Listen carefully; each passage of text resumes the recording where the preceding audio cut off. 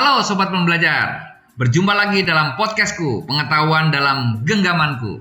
Dalam episode kali ini kita akan berbicara tentang Better Decision Making with Prescriptive Analytics bersama narasumber kita yang sudah stay tune di studio, Mas Sindu Wardana dan Mas Agung Septiawibowo, yang sudah menemani kita dalam sesi-sesi sebelumnya dan sesi-sesi selanjutnya.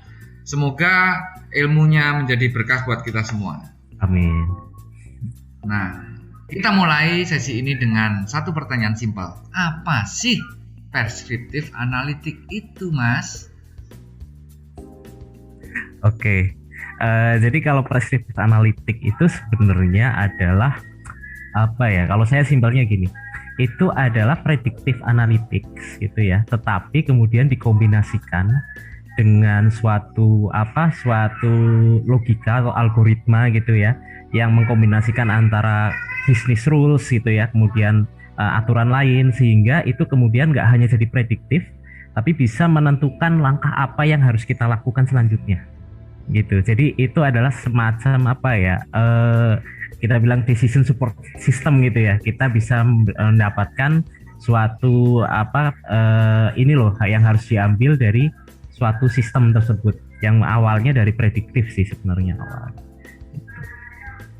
Yang ingin menambahkan sedikit, kalau untuk prediktif kan output utamanya adalah hasil prediksi ya. Nah kalau yang preskriptif ini lebih ke opsi atau pilihan mana yang bisa diambil, bisa memberikan gambaran juga plus minusnya seperti apa, dan juga akhirnya memberikan rekomendasi untuk dasar pengambilan keputusan seperti itu. Oke, dari penjelasan Mas Sindu dan Mas Agung bahwa sebenarnya prescriptive analytics adalah ya semacam kayak DSS atau menjadikan opsi pilihan. Nah, pertanyaannya lagi, kenapa sih prescriptive ini dianggap penting? Ya, jadi dianggap penting begini, Ibu Sekso. Jadi pada mungkin saat ini atau sebelumnya ya, dalam suatu pimpinan dalam mengambil keputusan itu kan kadang seperti pimpinan, saya minta datanya, saya minta tabelnya gitu kan. Nah, dalam mengambil keputusan itu kan si pimpinan itu mungkin nggak memiliki waktu atau kapasitas mental yang mungkin capek gitu ya, dan kawan-kawan untuk melakukan analisa terhadap data-data tersebut. Maka apabila itu bisa dilakukan secara otomasi, misalnya apabila ada data seperti ini kemudian ada opsinya yang terbaik A, B, C, D, kemudian ada hasilnya. Nah, di situ dalam pengambilan keputusannya pun si pimpinan itu akan jauh lebih mudah. Dan lebih mudah dan mungkin lebih tepat juga karena didukung dengan data. Makanya kita bilang kalau misalnya kita mau jadi data driven organization ya, berarti ya pengambilan keputusannya itu memang drive-nya dari data yang kita lakukan prediksi, kemudian kita ada pilihan-pilihan di situ. Mungkin seperti itu gambarnya. Ya, kalau menambahkan sedikit juga bahwa kalau yang di masa lalu ya, mungkin sebelum memang berkembang data analitik, pengambilan keputusan itu kan berdasarkan wisdom ya, kebijakan dari masing-masing pemimpin atau pengambil keputusan berdasarkan yang knowledge yang dia miliki ya, dan juga bisa jadi berdasarkan juga dari historical keputusan sebelumnya. Oh, biasanya seperti ini, jadi saya mengambil keputusan seperti ini. Nah, itu kan kalau untuk sekarang bisa dibilang sudah out of date ya. Jadi knowledge itu sudah bisa tersimpan dalam satu tools, sehingga pengambilan keputusan itu menjadi data driven kalau sekarang. Jadi based on data. Jadi orang yang mungkin tidak tahu historicalnya seperti apa, atau mungkin dari segi knowledge-nya juga belum begitu banyak di situ, tapi dengan data driven decision support tadi, dia bisa mengambil keputusan yang lebih tepat. Jadi tidak terbatas pada individu jadinya, tapi lebih ke data driven sekarang. Sangat clear sekali ya penjelasannya. Nah, pada saat kita berbicara preskriptif tadi dihubungkan dengan DSS, dihubungkan dengan opsi pilihan dan adanya peran masa lalu, apakah itu bisa mendukung ke pengambilan keputusan based on data. Nah, ini perlu sama dengan prediktif ya. Perlu adanya software atau aplikasi, atau bahkan kita bisa membuat modeling sendiri, atau bagaimana ini untuk menjelaskan preskriptif analitik ini, apakah perlu software tertentu atau ada yang menjadi acuan tim Mofdak ini?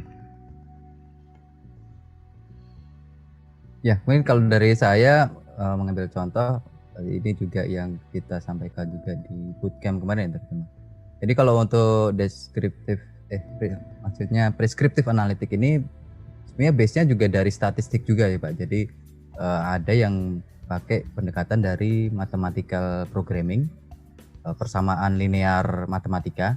Jadi dari satu permasalahan kita temukan solusi yang paling tepat, optimization resultnya yang mana yang kita ambil. Nah itu kalau dari pendekatan itu tools yang mendukung, sebenarnya kalau di Excel itu ada add-in ya Pak, jadi tambahan add-in di Excel Solver namanya. Jadi dengan Excel Solver itu kita bisa menerapkan linear programming yang berasal dari persamaan matematika tadi untuk menghasilkan nilai yang optimal dari satu permasalahan. Nah kalau untuk di Python sendiri itu juga sudah banyak library-nya, tapi terutama untuk yang kita sudah coba itu ada Pulp ya, jadi itu pendekatannya sama dengan Excel Solver tadi juga, tapi di Python. Mungkin nambahin aja. Jadi yang harus kita perhatikan selain tadi masalah mana optimal, itu harus benar-benar lebih dekat ke bisnis proses lagi kalau untuk preskriptif. Kenapa? Karena kita harus benar-benar paham langkah ini konsekuensi bisnisnya apa ke depan. Gitu. Contohnya semisalnya kayak yang dekat-dekat ini ya, yang lagi isu lagi hangat kan masalah kenaikan PPN. Nah itu kan juga salah satu isu yang hangat ya. Itu mungkin kalau apabila kita ada prediktif adalah kita preskriptif, kita bisa melakukan misalnya kapan ini sebaiknya diketahui publik gitu. Kemudian informasi apa aja dan dampaknya seperti apa saat publik mengetahui hal tersebut. Apabila kita udah punya sistem gitu yang bisa melakukan preskriptif, itu mungkin bagi Bu Menteri kemudian semua komponen Kementerian Keuangan bisa mendeliver hasil yang lebih optimal dalam melakukan pengumuman misalnya kenaikan PPN tersebut, karena kemarin sempat ramai itu ya. Nah itu bisa juga salah satunya, tapi memang pemahaman proses bisnis tersebut itu memang domain knowledge-nya harus bisa dipahami untuk masing-masing analisis preskriptif. Jangan sampai kita nggak paham tapi kita bisa memberikan saran berdasarkan angka saja, karena setiap angka itu kan saat kita berikan saran semua ada bisnis ada domain knowledge di situ yang harus benar-benar dapat agar hasilnya bagus. Itu.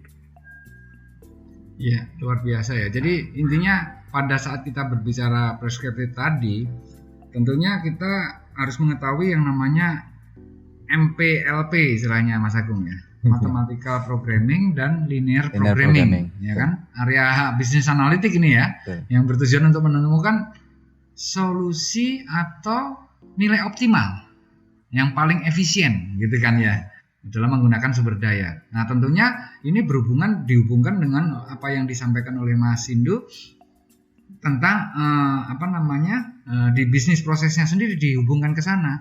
Nah, kalau misalnya kita berbicara MP dan LP tadi ya, Mathematical Programming dan Linear Programming. Nah, tadi juga Mas Agung memberikan contoh di Excel menggunakan add-in solver. Ya, jadi intinya apabila misalnya penjualan atau apabila kebijakan ini saya ambil, saya taruh di sini, maka hasilnya kira-kira di sana bagaimana? Atau dibalik, saya pengen hasilnya di sana segini, maka apa input yang harus saya berikan atau berapa input yang saya berikan, seperti itu ya.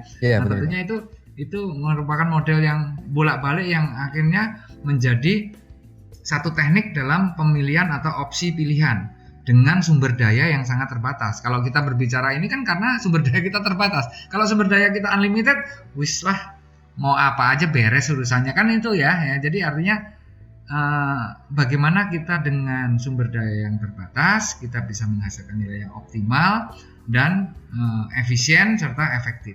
Nah, luar biasa ya. Jadi dalam bahasa mudahnya itu sebenarnya preskriptif analitik. Nah, kemudian saya akan bertanya kemudian dengan yang itu tadi ya, software tadi kan sudah digunakan, jadi yang sederhana aja softwarenya ya, nggak penting dengan tools, tetapi kita tahu problemnya, kita tahu bisa menganalisa, kita tahu root cause-nya, kemudian kita tahu ujungnya adalah di wisdom tadi, inovasi. Sangat luar biasa penjelasan Mas Hindu. Nah, sekarang cara kerjanya prescriptive analytic itu kayak apa sih? Cara kerjanya, yuk kita bongkar dikit lah ke dalamnya gitu misalnya. Biar teman-teman sobat pembelajar di sini tahu lebih keren gitu ya, tahu lebih oh begitu gitu. Kalau udah belajar udah wow, itu berarti udah tandanya udah ada dua, bingung atau ngerti. Kita bikin ngerti. Ayo kita bikin ngerti. Monggo. Mungkin saya dulu ya untuk terkait dengan contoh, mungkin bisa kita kasih contoh di pas kita hackathon maritim kemarin ya. Jadi sebenarnya preskriptif ini akan sangat powerful jika dikombinasikan juga dengan prediktif ya Pak. Jadi kombinasi prediktif dan preskriptif ini kita bisa bikin satu AI ya, bisa dibilang artificial intelligence, karena dia bisa mengetahui sesuatu, memprediksikan sesuatu dan memberikan saran atas hasilnya. Nah kalau yang kita praktekkan di Maritime Hackathon kemarin, kita memprediksi ikan Pak. Jadi dengan foto ikan kita bisa memprediksikan ini ikan apa sih, jenis ikannya apa. Nah, kemudian kita memberikan saran harganya Pak. Jadi ketika kita lihat ikan, kita bisa lihat oh ini kira-kira harganya ternyata sekian. Jadi itu akan memudahkan nelayan menjualnya Pak. Jadi jangan sampai ikan yang ternyata sebenarnya mahal dijualnya murah. Nah itu salah satu contoh yang kita terapkan kemarin di Maritime Hackathon ya. Jadi kombinasi antara prediktif dan preskriptif sehingga bisa ya udah kayak robot sih Pak, jadi kayak AI. Jadi ya dengan sesuatu dia bisa memberikan saran tertentu yang lebih tepat guna seperti itu. Ya. Sangat menarik lagi ini. Deskriptif ya, kemudian prediktif dicampur dengan preskriptif, akhirnya menjadi semacam AI. Ya, artificial intelligence. Nah, tentunya itu harus didukung dengan modeling yang kuat gitu ya. Nanti untuk modeling artificial intelligence, Mas Hindu dan Mas Agung akan saya undang lagi. Karena kalau kita bicarakan AI di sini, waduh, kita nanti bisa nggak selesai ngomongnya ini ya. Nah, oke, untuk preskriptif ini, ada yang pengen disampaikan oleh Mas Hindu? Kepada sobat pembelajar, apa kira-kira apa tipsnya mau belajar preskriptif ini, apa yang harus dipersiapkan gitu? Oke. Paling ini aja sih, kalau kita preskriptif berarti kita harus tahu apa yang ingin diketahui user gitu. Kayak contoh tadi yang nelayan gitu ya, kita kan sempat kepikiran awalnya kan gimana kita foto ikan terus kita tahu ini ikan apa gitu ya. Setelah itu ternyata user nggak hanya butuh itu aja, ternyata harus bisa memprediksi kira-kira dia ada di daerah mana dan di situ harga pasaran ikan berapa sampai berapa, sehingga itu nanti akan memberikan suatu preskriptif harga yang memudahkan nelayan untuk ini loh harganya harusnya sekian, jadi nggak dibohongin tuh istilahnya seperti itu. Jadi tadi memahami kebutuhan user apakah itu betul-betul kepakai apa enggak itu sangat penting tuh dalam melakukan preskriptif. Kalau saya lebih ke situnya. Oke.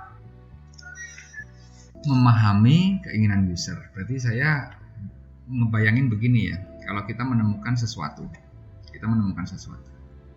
Kalau saya ngomong keris kayaknya nanti kok kesannya mistis gitu ya. Saya menemukan sesuatu. Whatever lah sesuatu ini. Ya let's say ikan, kita berbicara ikan. Saya menemukan ikan di dalam suatu kolam. Ikan itu saya nggak ngerti. Kemudian saya kasih orang, begitu aja, karena saya nggak tahu. Terus kemudian sama orang itu dikasih ke pasar, maka ditawarnya dengan harga yang apa adanya. Dari pasar itu tahu jenis ikan ini dikasih ke tempat penjual ikan khusus ikan hias, maka harganya naik lagi. Dari ikan hias ini dibawa ke misalnya orang yang hobi dengan ikan itu, harganya bisa jadi puluhan juta bahkan ratusan juta. Itu ya mungkin ya Mas ya.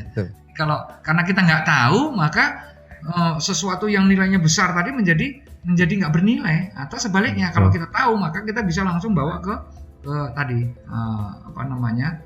Cinta ikan tadi. Pencinta ikan, ya kayak seperti itu ya. Itu ya intinya seperti itu ya, itu ya. Jadi intinya adalah apa yang ingin diketahui oleh user itu penting sekali, hingga kita tidak hanya melihat ke dalam, tapi kita juga bisa melihat keluar. Itulah tips atau inti daripada pembelajaran data analitik tentang make decision making better with prescriptive analytic bersama Mas Sindu, Wardana, dan Mas Agung, yang kita akan lanjutkan dalam sesi-sesi berikutnya. Tunggu kami, podcastku, dalam edisi-edisi yang lebih menarik lagi tentang artificial intelligence, modeling, dan yang lain-lain.